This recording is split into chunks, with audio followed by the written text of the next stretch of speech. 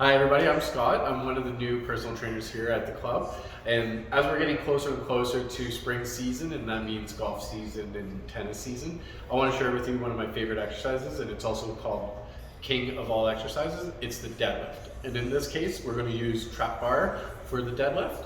A lot of people do tend to be a little bit afraid of the trap bar deadlift or deadlift because of how much loading tends to be involved. Now, there is a correlation between being able to lift a lot of weight in this trap bar deadlift exercise and being able to have that power and distance in our game when it comes to golf. So this one's going to be really good for all our golfers that are getting ready for the season coming up to be able to get a little bit more distance. So I'm going to take you guys through a little bit of a point on how to do the exercise and how to build it up, just so we all feel safe and make sure that we're progressing and loading properly. So with the trap bar, we want to make sure that we do have it at a more appropriate height.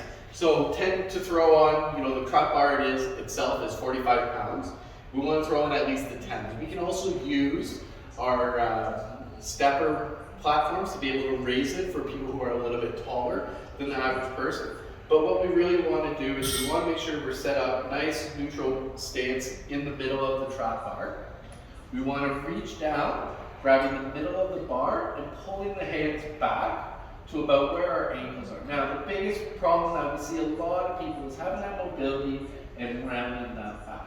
So what we want to see is pulling the shoulders back and down, having that nice flat back, engaging our core. So when we say engage our core, we actually kind of mean if you have to go to the washroom, you need to hold that. That's kind of what we're talking about for that tension. And we're just going to drive up and stand up straight. And then we're going to nicely control coming back down, sitting back, letting the weight drop in, and sit into that position. We want to be nice and strong on that. So we want to be nice, strong, drive through, and coming back down, sitting back, dropping the hip. It is a hip hinge exercise, and sitting into that position. So we tend to see a lot of the kind of negatives of this can be loading too much and getting fatigued and rounding that back. So we do want to progress slowly through that exercise.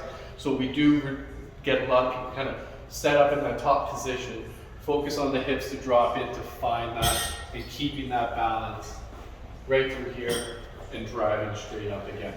So we're coming straight down, keeping that nice close to us and dropping in and being able to progress through there. So as we get a little bit stronger, we do want to make sure that we start loading that pattern and being able to get stronger. We're going to have that power, kind of like Jeff talked about it in the first video 2 weeks ago, to have that power to get that club face moving faster so you can get a lot more distance on your drives and be able to make your game a lot more easier.